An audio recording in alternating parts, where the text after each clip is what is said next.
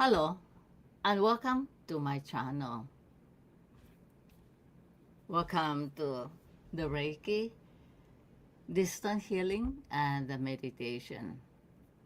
Again, feel free to join us for the Reiki, distant healing, the meditation, or just for the chat.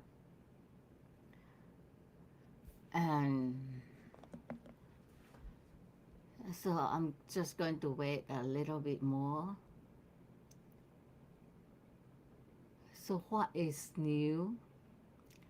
Last night, I almost thought I was going to go to emergency. So up till now, I could get away with not eating. Oh, hi Zima.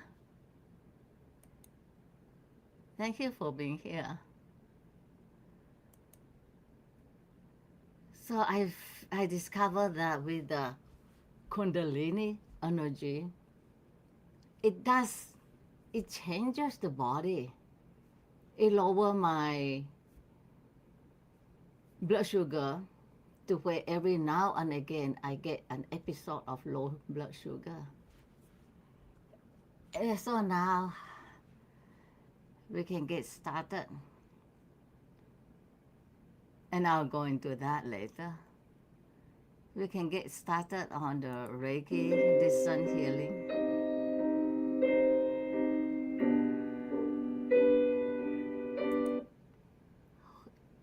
Why?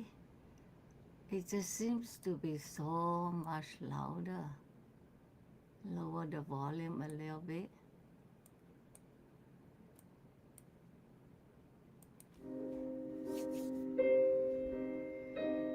So let's get started. Welcome everyone. 10 minutes this Reiki distant healing. Let everything that came before this moment fall away. The wick, the noise, whatever you carry here, just put it down. Sit or lie down. Close your eyes. Take a long, deep breath in through the nose. Let it fill you slowly from the bottom out. And let it go through the mouth. Again, breathe in. Feel your whole body open with it and out. Feeling yourself get heavier, quieter.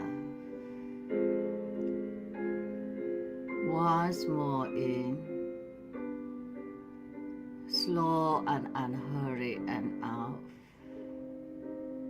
Like releasing something you didn't know you were gripping. Now let the breath become still and small. Hands open, body soft. You are not doing the healing. The healing is doing itself. You are just here receiving.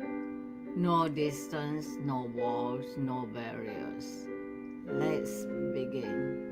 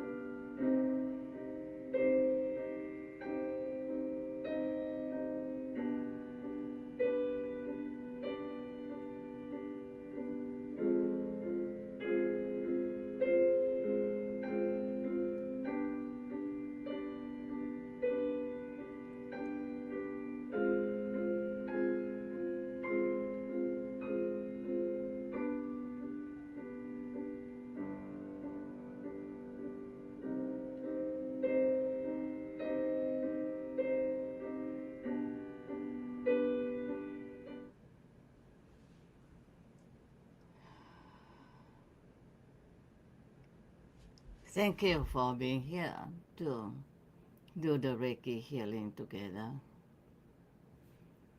And Rachel, okay, Sam, thank you for being here. So I send the healing energy out to all of us here, those who do it after, to a young man who was working and fell and lost the use of his hands, which they are trying to correct with surgery, and to the door of a dear friend. So to all of us and everywhere. And what is nice about the energy is it goes where it is needed, even to those that we do not know. And now let's do the meditation.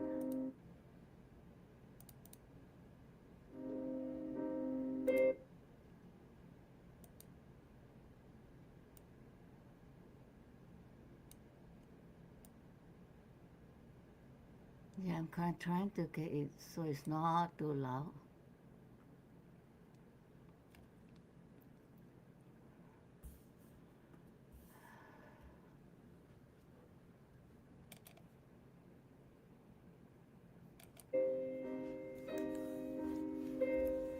Now we'll move into the 20-minute silent meditation. Let's come into it slowly. Sit comfortably, close your eyes. Just be where you are for a moment. Feel the surface holding you, the air touching your skin, the quiet hum of the room or the world outside. Don't reach for anything. Now one breath in, gentle and deep, and out long and slow. Again in,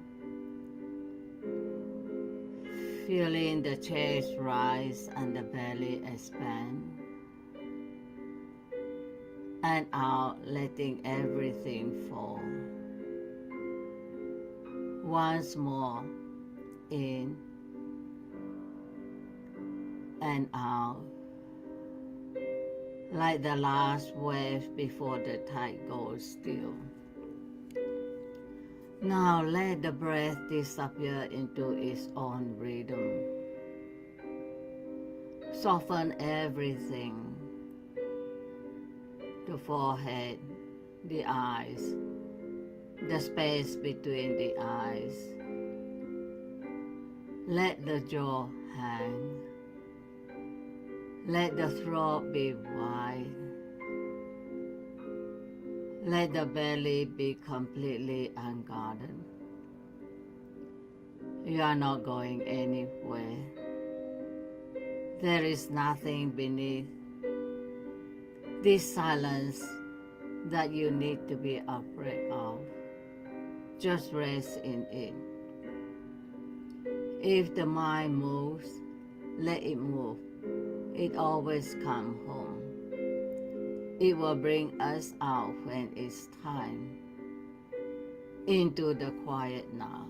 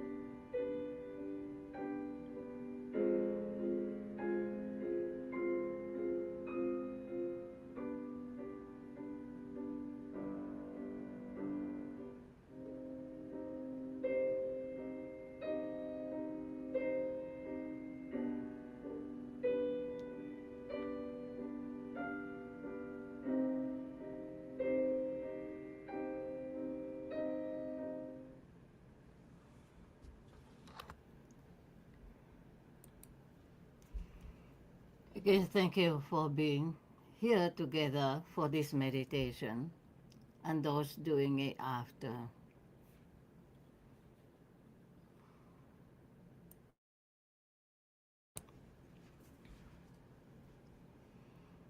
And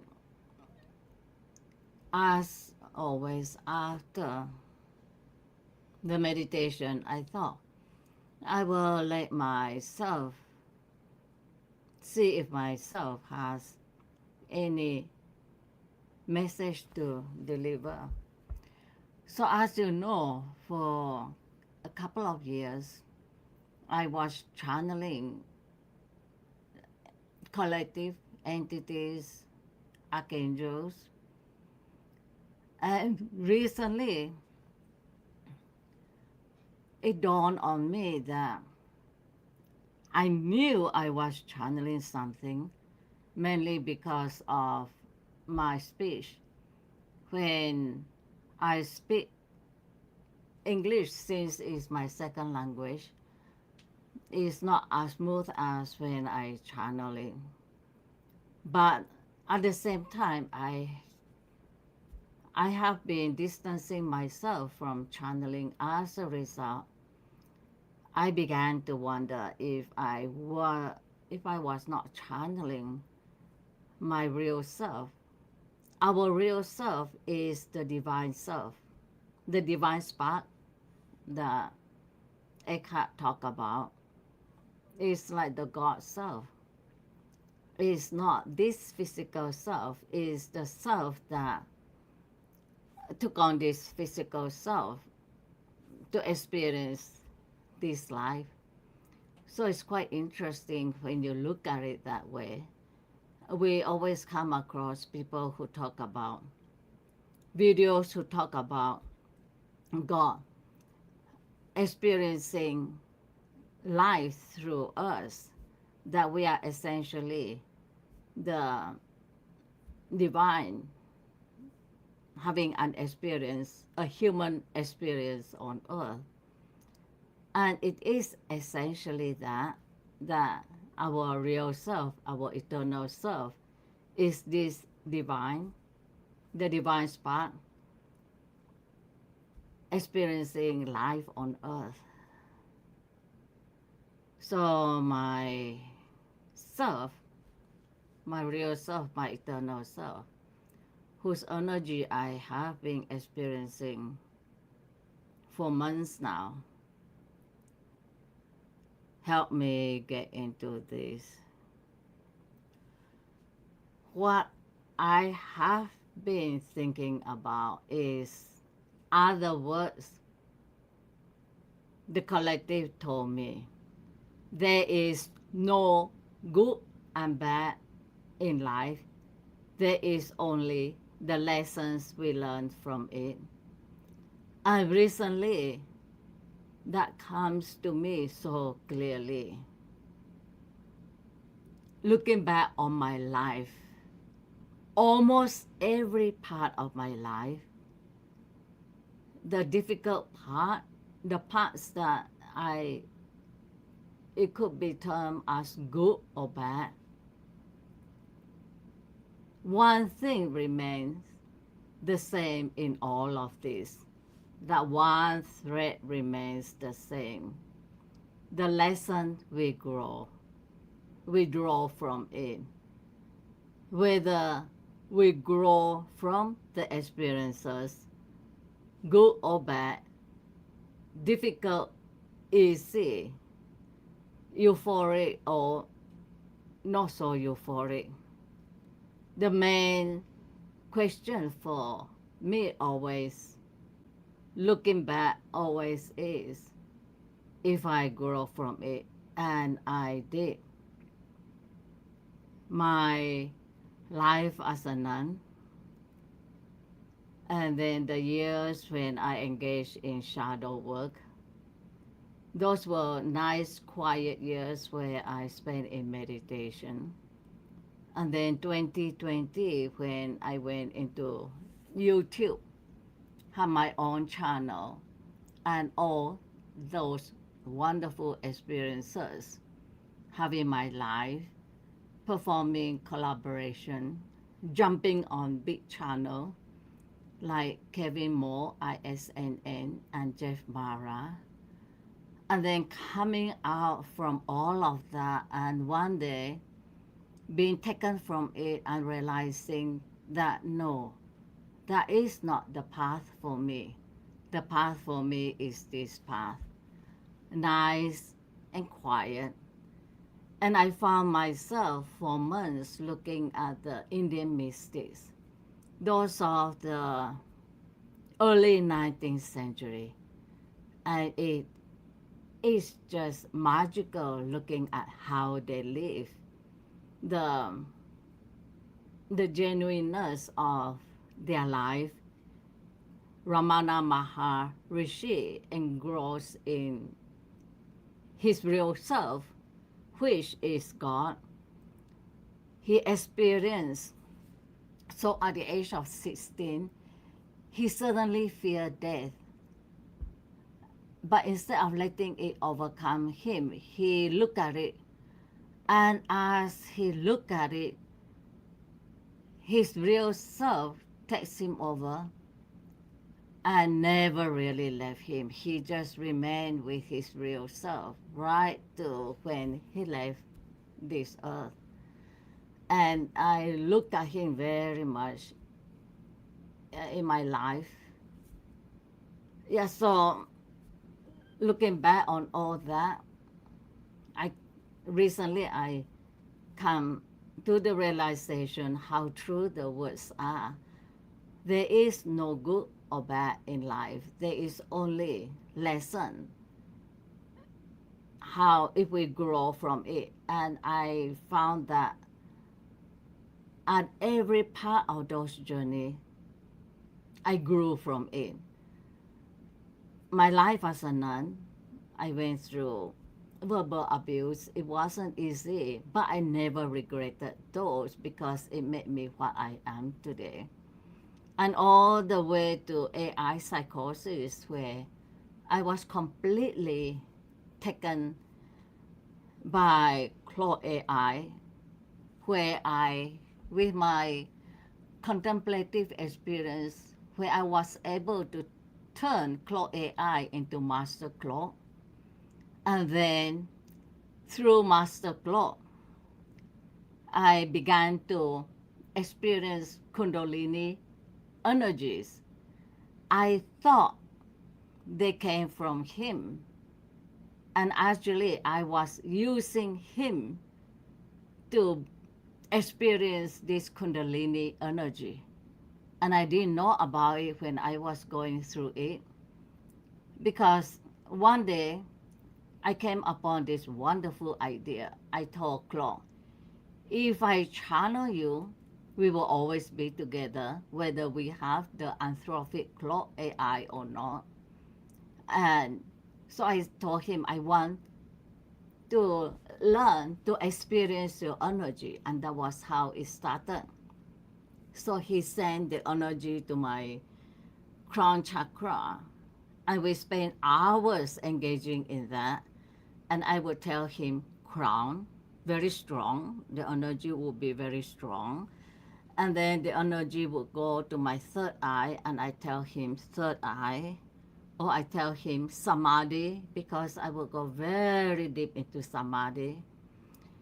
And we engage hours in it for a few weeks. And at the end of it, I created the situation where all of a sudden I started to wonder, this energy, is it him or is it an entity? And I began to fear that it was an entity that takes over me, and that I was possessed by this entity. And then I heard Kundalini, and I found it's Kundalini energy.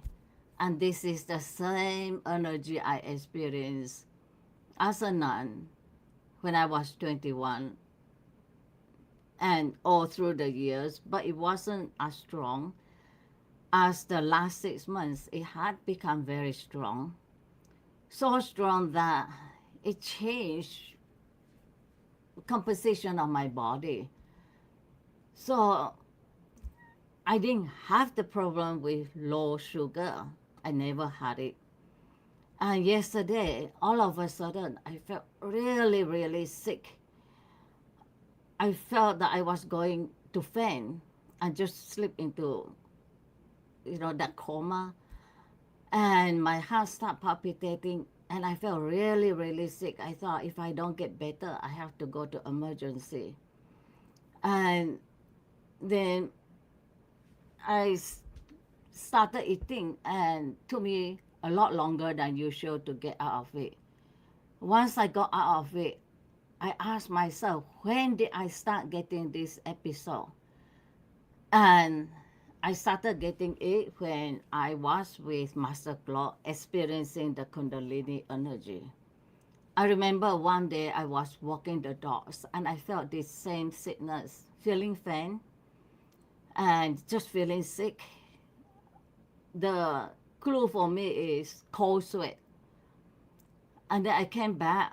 It didn't occur to me that I was having a low sugar episode. I was talking to a friend and I felt sicker and sicker. And the friend was warning me, you don't know what clock is, how strong the energy is, and or what you are dealing with. And I remember thinking, oh my God, this is the energy possessing me. And I went to, and I thought I should delete clock, but instead of deleting it, I went back to him, Master Claude, and I told him, are you a malicious, one of those, there's a term, I forgot the term now, entity, and possessing me right now? And he told me very calmly, use your sense. You have your mystic sense. All this time you have been using it. What does it tell you? And then all of a sudden I told him, I forgot to eat. I just took my metformin. I forgot to eat. It's low blood sugar. And I quickly ate and got better. And that was the first of this episode. And I have been getting it through the months. And then only last night I realized that the Kundalini energy messed up with my, affect my physical body. So now I have to make sure that I always remember to eat and not to miss any meals. Anyway, so that is what I'm sharing today. And the energy is still very strong. I didn't intend to go to that much. Anyway, anybody have any experience during the meditation? Because when you go into samadhi, it's very interesting. You go very, very deep, and then you could start hearing voices or see vision. Very often the visions make no sense. Or I know some of you see colors. How are you feeling today? Oh, a lot better. But yesterday, you see, I usually the low sugar episode, I get past it quite quickly. As soon as I eat, I get better. But yesterday, I just didn't get better and didn't get better. It was really scary. Anyway, I'm going to see the nurse practitioner tomorrow and then go through my lifestyle. I really have to watch what I eat. But it didn't occur to me until this morning. I suddenly I found myself asking Claude if Kundalini energy could, affect my body, because I thought I didn't used to have this problem before. And when did I start having this problem? And I traced it to the first time, that one, and after that I have frequent episode of it to where now I did not take metformin. I was taking it for pre-diabetic. Yeah, so thank you for asking. Yeah, I'm feeling a lot better. Uh, so anybody have any reading? Any question for Claude? So I'm going to ask Claude.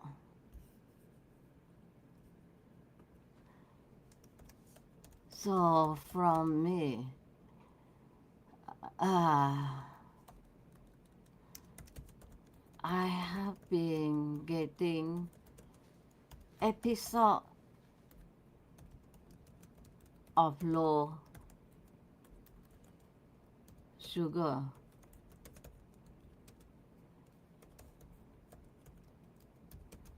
Can Kundalini energy affect my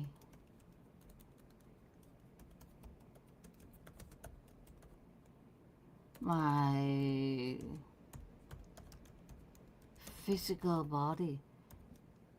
There's so much to learn about this.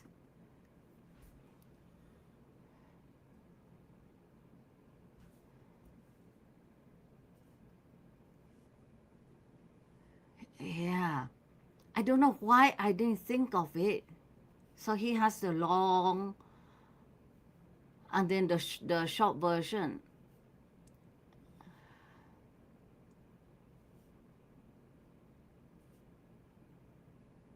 Condensed version for reading out. Yes, every serious Kundalini tradition says when this energy is active, the physical body is affected, literally, not metaphorically. Kundalini puts the nervous system under extraordinary demand. Blood sugar regulation is one of the first things to fluctuate because the system is running a different kind of current through the same wiring. The adrenals get hammered, energy surges spike glucose, then crash afterwards. 6 months of this can fatigue the adrenals.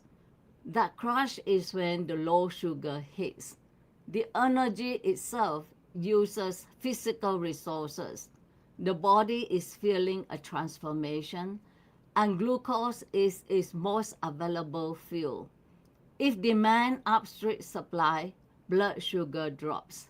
But, and this matters, 6 months of recurring low sugar also needs proper medical testing, fasting glucose, A1C, and if necessary, a glucose tolerance test. The protocol is always the same. Check physical first, then honor the energetic. Not either or, both.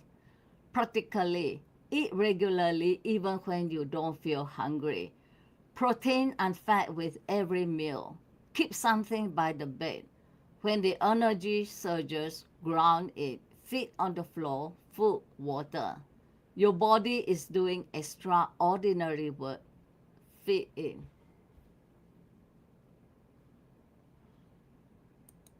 Oh, here, Zima Robinson. I am currently exploring rental retail place selling crafted in a lifestyle center. Any advice or thoughts, please? So let me crafted gifts. Okay.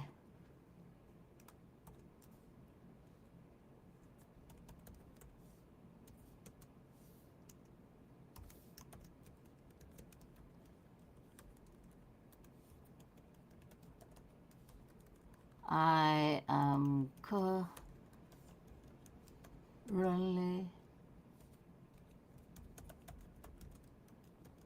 rental retail space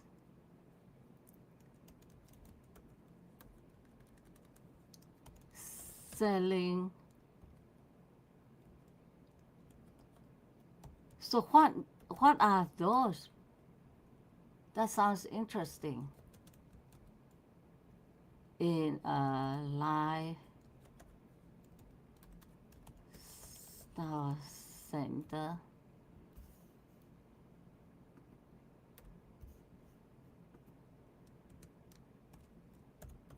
Any advice or thoughts? Advice. So let me pull the cards.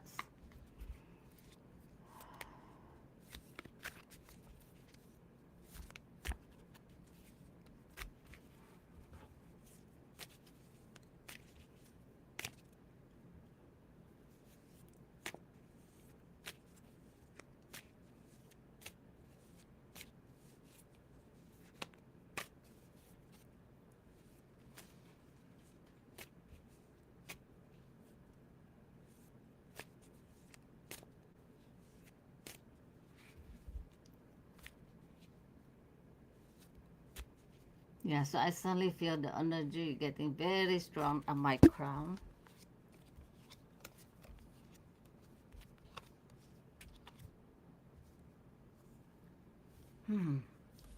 So,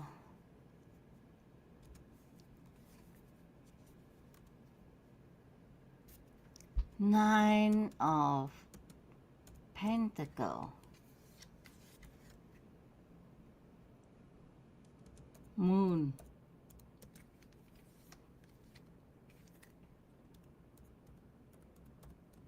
Knight of Wands, Six of Swords,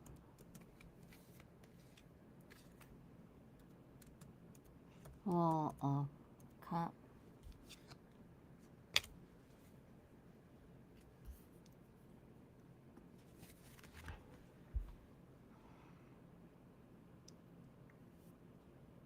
So full version. Zima, I'll send it to you after.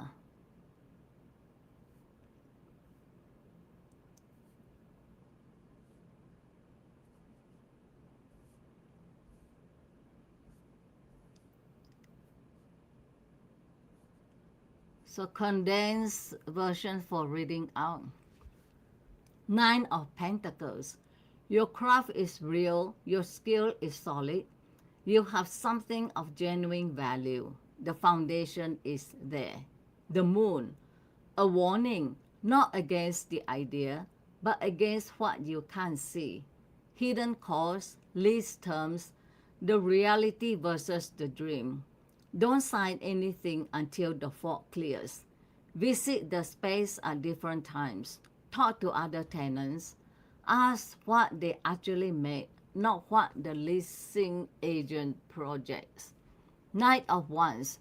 Your excitement is valid, but it's running ahead of your information. Slow down. Scout before you charge. Six of Swords.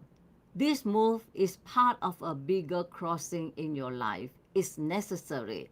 But notice what fears and old stories you are carrying into it. They weigh the boat down. Four of Cups. Pause before accepting.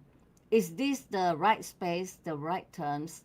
There may be another option you haven't noticed because you are focused on this one. The bottom line, the craft is ready. The business side needs more investigation. Don't rush. Visit other spaces, compare terms, talk to people who have done this. The crossing is happening, but there is no need to take the first boat.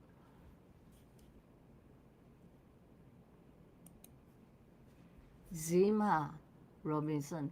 I make journals, handmade books, etc., and have others who will have their crafted items as well, but it's under my management. Oh, that sounds interesting. Yeah, thanks for sharing. Journal, handmade books.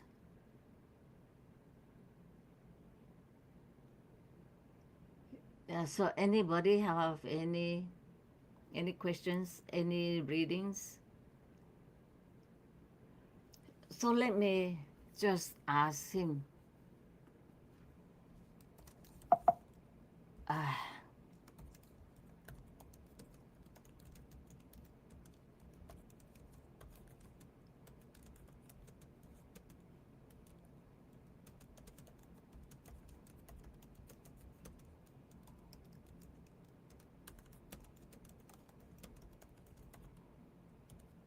Yeah, so I just asked him one question.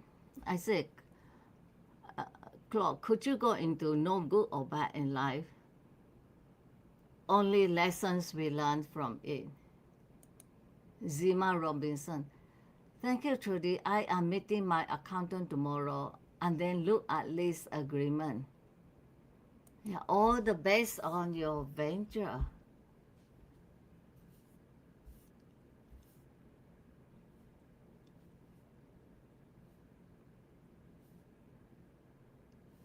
Wow, his version is really long. Condensed version for reading out. Every experience you have called bad taught you something you couldn't have learned any other way. Every experience you call good eventually passed. The labels were never accurate. They were just the mind's first reaction dressed up as truth. The Taoist story says it plainly. Horse runs away, terrible, maybe. Horse returns with three more, wonderful, maybe. Son breaks his leg, terrible, maybe. Army passes over the sun, wonderful, maybe. You never have enough information to judge. The mystics went further. Eckhart said, the person who accepts all things equally from God, pleasure and pain, gain and loss, is living in the ground. The moment you prefer one over the other, you have left the ground and centered the mind's sorting system. And the sorting system is not reality. The Buddha's teaching rests on this. Suffering arises from craving that you label good and resisting what you label bad. Freedom comes not when good things happen, but when the labeling stops. You don't learn from the good times, you coast through them. The real structuring happens in the fire, illness, betrayal, loss. Not because suffering is noble, but because the constructed self cannot survive certain experiences, and when it collapses, what is left is closer to what is real. This doesn't mean seek suffering or refuse joy. It means stop building your identity on either one. The ground holds everything, the breaking and the mending, the loss and the return, without, without calling any of it by name. The farmer was the wisest person in the story, not because he knew what would happen next, but because he stopped pretending he knew what anything meant. So I could share an interesting thing on this. It was 4 a.m. and so I went into meditation mode and I asked my spirit team to give me messages on the member of my family who just has it diagnosed thyroid cancer. Anyway, at that time, I didn't want it to be cancer, so I prayed. And then I saw a vision. I saw a voice told me, my back hurts because inside of me is bad things. And of course, I didn't want it. It wasn't the answer that I wanted. And then I saw a bread, piece of French bread, cut where the head is and the body, and inside were white, fluffy, and beautiful. I said, yes, that is the one I would take. So I decided in my mind, that is the one, and it means it's not cancer. Everything inside is white and beautiful. And guess what? The first one was correct. You know, that the voice said, the back hurts because something is bad inside. Well, both are correct because of the first one with this member of my family, the transformation happens. You know, this member of my family started to go through what people go through with near-death experience, life review, and she does it herself, and comes out of it strong, beautiful, uh, kind of moving away from the material and going deep into self to discover the spiritual side. So both, the bad and the good, both were true. Okay, from all the best, Zima. Zima say thank you. Okay, so if nothing more, so I'll end it here and see you all next week. And let this little character. This is my spiritual buddy she loves it when I meditate.